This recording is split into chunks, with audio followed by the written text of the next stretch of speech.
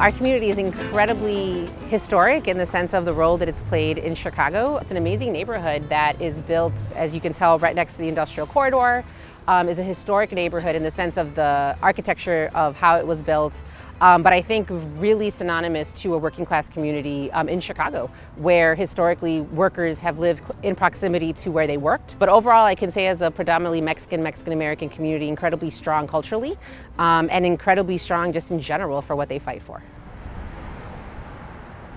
You know, it really is like downtown Mexican Chicago in a lot of ways, right? We have a lot of cultural events here, festivals. There's music festivals that have taken place here. So it's a neighborhood with a lot of really great things going on, but it's also a neighborhood with a lot of challenges, right? And most of that is around the environmental pollution that we have.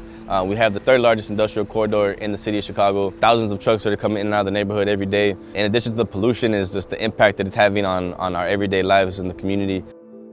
The first time I heard about the problems with the plant that was here and the impact on asthma, and indeed my oldest daughter developed asthma, and then my oldest granddaughter also has asthma. We don't see that, right? We don't think. When I started getting allergies is when I first realized, well, why am I getting allergies, right? And at first I thought it was the pollen, things like that, but then we used to have this massive coal plant right here. I didn't know what that was, right? Until as I grew up, which was when I was about 15 or 16, I realized that there's so many factories here. As the neighborhood continued to grow exponentially during the 80s and 90s and early 2000s, we needed more schools to meet that population growth. The only access that we had was actually in industrial land. So they built both Little Village High School and Zapata Elementary directly adjacent to industry. So these, if you go by the schools, you'll see that they're literally surrounded by industry. That's a major concern that we have in the community, is just how close these facilities are to where our young people are learning, playing, growing as people.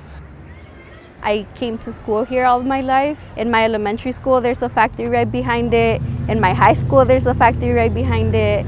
I'm a marathon runner, and I run with my running crew here in the neighborhood. And as we're exercising, we're breathing in twice as much, right? And our routes are around the neighborhood, and there's a lot of factories there.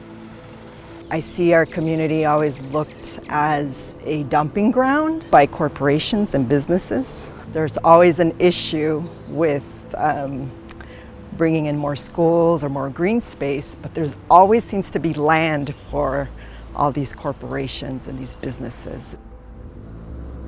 I started in this work 25 years ago when my son was 3 months old and couldn't breathe, and understood that there was a coal power plant in our neighborhood that was impacting us, and did what I could to help fight. And when that coal power plant shut down, we thought we were done.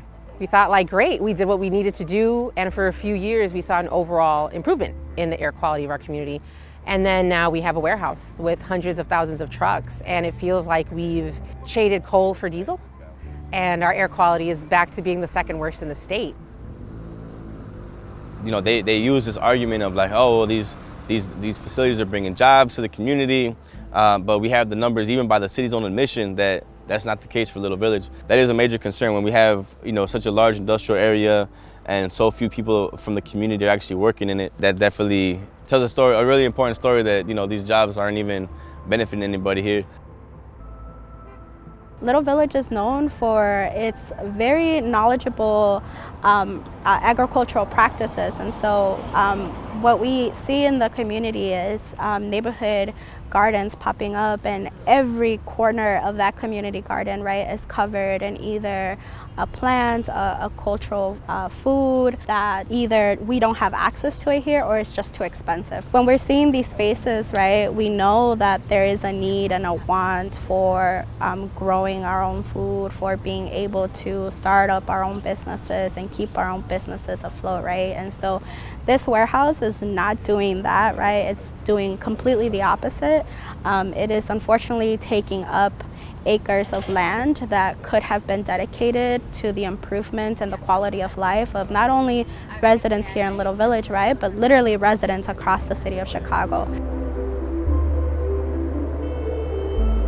I think Little Village faces what a lot of what we call frontline communities face, which is communities that are on the front line of extractive practices, either by the oil industry, the coal industry, the trucking industry, if you will, with the use of diesel and gas. And so our community is no different from other fence line communities that are the last to contribute to climate change, but the first to feel the impacts of it. And for us, it's the fact that the way that the city has been created through redlining, the way its historic land use practices and policies continue to create and exacerbate environmental racism are clearly indicated by how close we are currently to this warehouse right behind us, where proximity isn't given thought to as much as the construction jobs or the economic potential prosperity that's promised, unfortunately, to our communities, but very rarely comes through. Our community does not sit back. We've marched, we've protested, sent letters. Lots of us have been living here for a long time, right? And we don't want it to get worse. So our successes thankfully span 25 years as an organization, Pless. Everything from shutting down the coal power plant, to fighting for a bus line extension in our neighborhood, to getting La Villita Park, and most recently the opening of both the Semillas de Justicia garden, but also La Villita Farms, which I think really showcases when we talk about what a local economy looks like. Our folks have been demanding for access to land. They want to be able to grow their own food. There's no reason why we should have thousands of diesel trucks coming into Pilsen, the neighborhood next to us, providing us with fruits and vegetables that we can grow locally here and use the land for a better use than warehousing.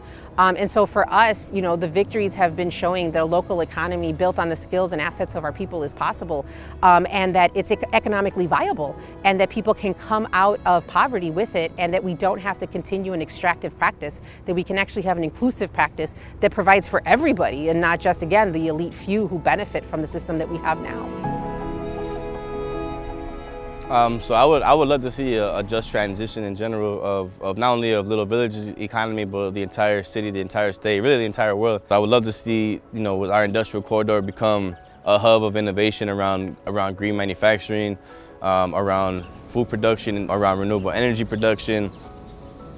Chicago and Little Village could become a model for other neighborhoods, other cities, to effectively do that and to equitably do that. Make sure that we're considering the people who've been impacted the most, both frontline workers or frontline communities, and making sure that people are getting access to emerging industries, to new opportunities, and access to a better quality of life in general.